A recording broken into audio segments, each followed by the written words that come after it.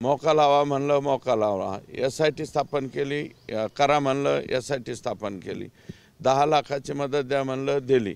या सगळ्या लोकांचे सगळं काही बंदोबस्त झाला पाहिजे। आता तुम्हाला सांगतो, जे हा हो छा छू करणारे परळीमधले लोक होते ना, संध्याकाळी शुकशुकाट झालाय।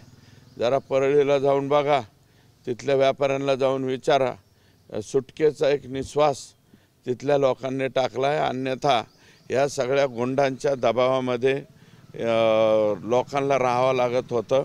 अनेक लोकांनी, जवळपास 500 लोकांनी, व्यापाऱ्यांनी परळी शहर सोडून दिलं।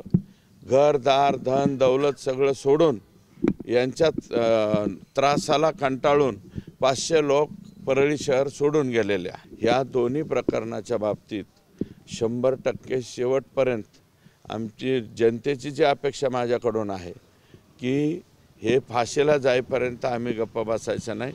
हे सगळेच्या सगळे लोक फाशीला गेलेला आम्हाला पाहायचं आहे। संतोष देशमुखच्या प्रकरणात मला असं वाटतं SIT याच्या बाबतीत सक्षम आहे। अंजलीताई त्यांच्या पातळीवरती बोलतायत, मी त्याच्याबद्दल काय बोलणार नाही। परंतु जर त्यांचा संबंध असेल तर SIT त्यांच्यापर्यंत पोहोचेल ना।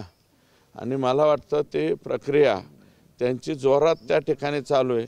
जर का धनंजय मुंडे साहेब त्याच्यात अडकले असतील तर धनंजय मुंडे दोषी होतील, अडकले नसतील तर बळजबरी कोण अडकावणार आहे? नाही, काही त्या लोकांनी काय केलंय, चाटे तो जो आरोपी आहे तो नाशिकमध्ये इथं आलता। आता मी नाशिकमध्ये आहे।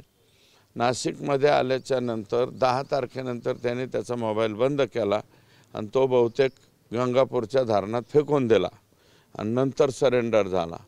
तर तरी त्यांनी मोबाईल फेकून दिला म्हणून तपासामध्ये काय अडथळा येईल असं परिस्थिती नाही, असं SITचं म्हणणं आहे।